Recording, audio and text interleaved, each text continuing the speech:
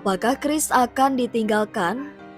Apakah sistem pembayaran digital yang kita gunakan selama ini akan digantikan oleh proyek baru bernama Nexus?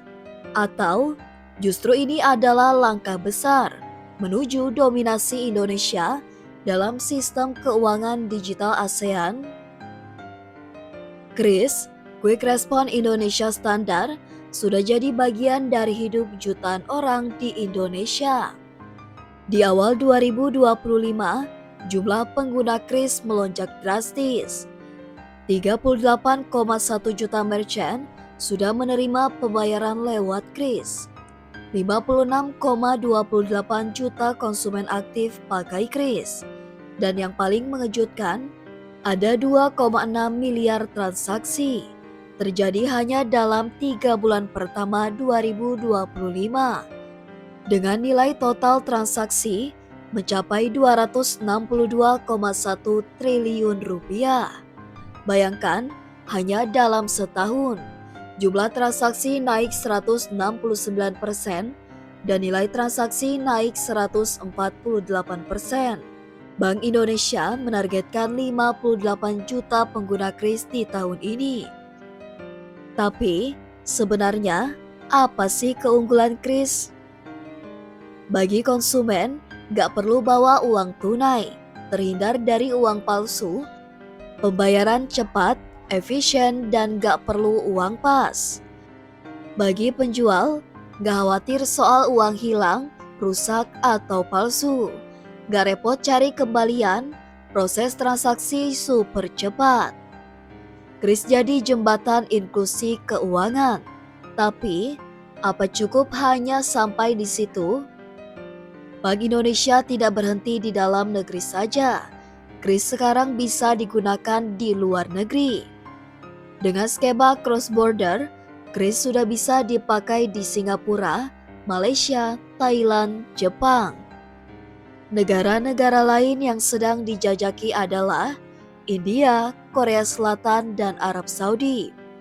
Tapi tunggu dulu, cross-border kris ternyata masih punya masalah teknis. Meskipun pembayarannya cepat, transfer dari merchant Indonesia ke merchant luar negeri masih butuh 1-3 hari. Artinya, meski kita merasa cepat, di balik layar proses settlement-nya masih lambat.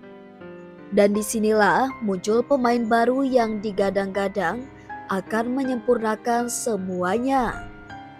Nexus adalah proyek ambisius yang digagas oleh Bank for International Settlements atau BIS. Tujuannya membuat satu jaringan sistem pembayaran lintas negara yang lebih efisien, real-time, dan saling terhubung. Pertama diumumkan pada tahun 2021, Nexus telah diuji coba pada 2022-2023 dan akan diluncurkan secara resmi pada 2026. Negara yang sudah berkomitmen bergabung: Malaysia, Singapura, Thailand, Filipina, India. Sayangnya, Indonesia masih jadi pengamat, belum ikut tapi bersiap. Nexus punya satu keunggulan besar. Transaksi dan settlement dilakukan secara bersamaan, lebih cepat dan efisien bagi merchant dan konsumen. Kalau ASEAN punya 10 negara dan ingin membuat sistem bilateral, dibutuhkan 45 koneksi terpisah. Tapi dengan Nexus, cukup satu sistem saja yang menghubungkan semuanya.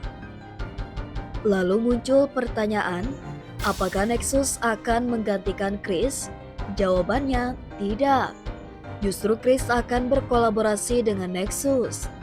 Kris bisa jadi salah satu gerbang pembayaran Indonesia dalam jaringan global. Nexus tidak menggusur kris, tapi memperluas jangkauan dan efektivitasnya. Namun, masih ada tantangan besar.